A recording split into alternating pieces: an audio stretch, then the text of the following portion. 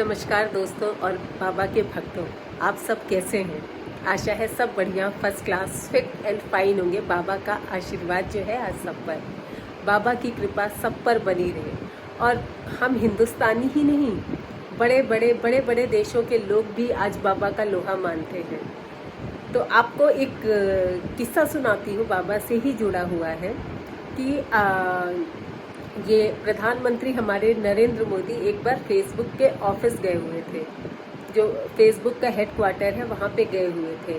और जो mark Zuckerberg जो फेसबुक का फाउंडर है, उन्होंने खुद प्रधानमंत्री मोदी जी को अपनी कहानी बताई कि कैसे उनका हृदय परिवर्तित हुआ और कैसे वो किस संकट से गुजर रहे थे और कैसे वो उस संकट से बाहर आए। तो ये कहानी खुद मार्क जकरबर्ग ने प्रधानमंत्री मोदी को बताई। तो इससे ही पता चलता है कि कोई ये सब किस्से कहानियाँ नहीं है, ये रियलिटी है, ये सच्चाई है। और स्टीव जॉब्स जो एप्पल के फाउंडर हैं, उन्होंने मार्क जकरबर्ग को बोला कि आप जा करके आप कैची धाम होकर के आओ और वहाँ से देखना, आपको इतनी पॉजिटिव एनर्जी मिलेगी, आपकी सारी चीज़ें बदल जाएंगी। तो मार्क जकरबर्ग ने ऐसा ही किया और स्टीव जॉब्स को वो आज भी अपना गुरु मानते हैं, क्योंकि स्टीव जॉब्स जिस एप्पल के जो फाउंडर हैं, उनकी किस्मत कैची धाम आकर के ही बदली थी और मार्क जकरबर्ग की भी बदली। तो स्टीव जॉब्स के कहने पर जकरबर्ग 1 महीने के लिए भारत आते हैं, यहाँ रुकते हैं, उसके बाद वो कैची धाम जाते हैं। कैची धाम गए, वो बिना कुछ सामान लिए सिर्फ एक बुक लेकर के वो कैची धाम पहुँचते हैं। कैची धाम में वो रुकते हैं। उस समय बाबा को गुजरे हुए तो 32 वर्ष हो चुके थे, लेकिन कहते हैं ना कि वो इतनी पॉजिटिव जगह है, बाबा की प्रेजेंस वहाँ अभी भी है और मतलब बयान नहीं कर सकती मैं शब्दों में कि कितनी पॉजिटिविटी है वहाँ। तो वहाँ पर वो रुकते हैं, लेकिन मौसम ख़राब हो जाता है तो जकरबर्ग को 1 दिन और रुकना पड़ता है। लेकिन जब वो वहाँ से वापस आते हैं ना, तो परिस्थितियाँ इतनी चेंज हो चुकी थी, जो उनके दिमाग की उथल पुथल थी, जिसलिए वो परेशान रहते थे, दिन भर परेशान। उनको समझ में नहीं आ रहा था, उनको कोई राह नहीं दिख रही थी कि वो क्या करें। वहाँ से जाके कैची धाम आने के बाद उनकी किस्मत पलटी और आज आप सबको पता है कि गूगल, फेसबुक, एप्पल कहाँ पहुँच चुके हैं। और ये सब के फाउंडर सब पहले अपनी जर्नी शुरू करने से पहले कैची धाम आए थे, परेशान थे, समझ नहीं आ रहा था, बिल्कुल अंधेरा था, क्या करना है क्या कुछ नहीं समझ में आ रहा था, टोटल ब्लैंक थे।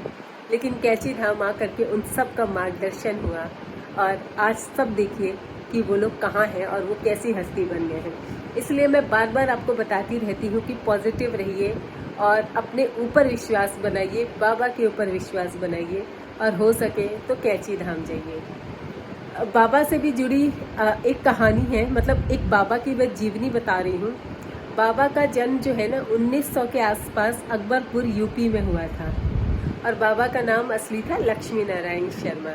ये चीज़ें मैं अपनी वीडियो में बता चुकी हूँ, पर जिन्होंने नहीं देखी उनके लिए मैं फिर से बता रही हूँ कि लक्ष्मी नारायण शर्मा उनका नाम था। पिता के कहने पर उन्होंने बचपन में ही 11 वर्ष की उम्र में संन्यास ले लिया था, लेकिन पिता के कहने पे उन्होंने शादी की 11 वर्ष की उम्र में। उनके 2 बेटे और 1 बेटी थी।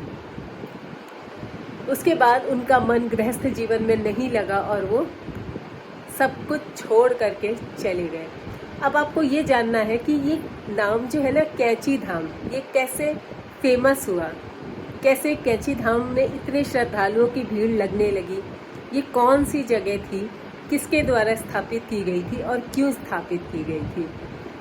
तो ये जो है, ये बात 1940 के आसपास की है कि उत्तराखंड के भवाली नाम की एक जगह है, वहाँ पर बाबा कुछ दिनों के लिए गए हुए थे और उस दिन वो क्या हुआ कि वो बैठे हुए थे नीचे ज़मीन पर। तो उत्तराखंड तो पहाड़ियों से भरा हुआ है, तो बाबा ने पहाड़ी पर एक लड़का देखा और उसको बहुत ज़ोर से आवाज़ दे करके बुलाया, पूरन यहाँ आओ। और वो लड़का भी पहले तो चौंक गया कि बाबा उसका नाम कैसे जानते हैं, क्योंकि उसने तो बाबा को कभी देखा ही नहीं था। लेकिन वो क्योंकि बुजुर्ग आदमी थे, बुला रहे थे, तो पूरन नीचे गया। नीचे जा कर के बाबा ने उससे पूछा कि उसने बाबा से पूछा कि बाबा आपको मेरा नाम कैसे पता। तो उसने कहा कि बाबा जी ने कहा कि मैं आपको बरसों से जानता हूँ, मैं तो आपको बहुत सालों से जानता हूँ। पूरन भी शौक में आ गया कि बाबा से मैं कभी मिला नहीं, मेरी कोई वार्तालाप नहीं हुई, मैंने कभी उनको देखा नहीं, तो ये कैसे जानते हैं। फिर उन्होंने बाबा ने कहा कि अच्छा मुझे ना बहुत ज़ोर की भूख लगी है, कुछ खाने को मिलेगा क्या। तो पूरन कहता है जी बाबा जी, और वो अपने घर भाग के जाता है और वहाँ जाके अपनी माँ से कहता है कि मम्मी एक बहुत ही अजीबोगरीब टाइप के बाबा बैठे हैं और वो मुझसे खाने को मांग रहे हैं, तो आपके पास कुछ खाने को हो तो दे दो। माँ ने तुरंत, गरीब फैमिली थी उनकी, तो माँ ने दाल रोटी बनी थी उस दिन, तो माँ ने दाल रोटी लेकर के पूरन को दी, कहीं कि जा कर के बाबा को दे दो। बाबा ने पेट भर के खाना खाया, बहुत खुश हुए। फिर पूरन को कहा कि जा करके ना तुम 2-4 लोगों को और लेकर के आओ। अब पूरन बिल्कुल कंफ्यूज था कि बाबा क्या करना चाहते हैं, उनका इंटेंशन क्या है, उसको कुछ भी नहीं पता था। तो पूरन ने कहा कि ठीक है, वो गया अपने मित्रों को लेकर के आया। बाबा ने कहा कि अब चलो, ये छोटी सी नदी है, इसको हमें पार करना है। तो पूरन उसके साथियों को लेकर के बाबा खुद वो नदी पार करके एक भवानी लाभ की जगह पर पहुँचे, एक गुफा में पहुँचे। एक पत्थर था वहाँ पे, वहाँ पहुँचे नदी को छोटी सी पार करके। तो एक बहुत, जहाँ पे वो पहुँचे वहाँ ने बहुत बड़ा सा पत्थर रखा हुआ था। तो बाबा ने पूरन और उसके साथियों को कहा कि इस पत्थर को खोदो। अब सब लोग बहुत परेशान कि ये बाबा ऐसा क्यों कह रहे हैं। तो उन्होंने कहा कि इस पत्थर को खोदो, इसके पीछे ना, इसके अंदर आपको बहुत बड़ी गुफा मिलेगी।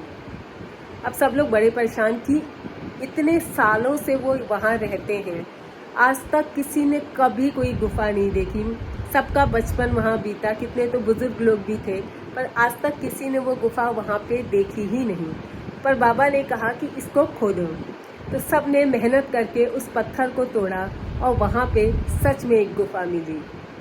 तो बाबा तुरंत उस गुफा के अंदर गए और वहाँ जाके सब ने देखा कि वहाँ पे एक धुरी और एक चिमटा और एक हवन कुंड मिला। और वो ऐसा लग रहा था, ऐसा नहीं लग रहा है जैसा नहीं कोई चीज़ दबा होता है, उसको इतने सालों के बाद निकालो तो वो बहुत पुराना सा लगता है, लेकिन वो ऐसा लग रहा था कि जैसे बिल्कुल ताज़ा है, अब भी किसी ने ला करके रखा हुआ है। तो जब ये सारी चीज़ें मिली तो बाबा को देख करके तो सब हैरान हो गए कि बाबा को कैसे पता था कि इस पत्थर के नीचे इतनी बड़ी गुफा है। ये बात तो किसी को नहीं पता थी।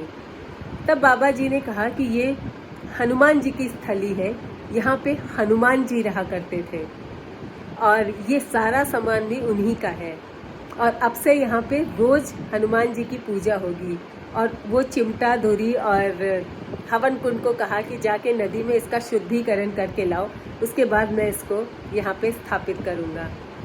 तो उसके बाद से वो वहाँ पे उनको स्थापित किया, हनुमान जी की मूर्ति को बैठाई। हमारे यहाँ मूर्ति को स्थापित करने को बैठाना बोलते हैं।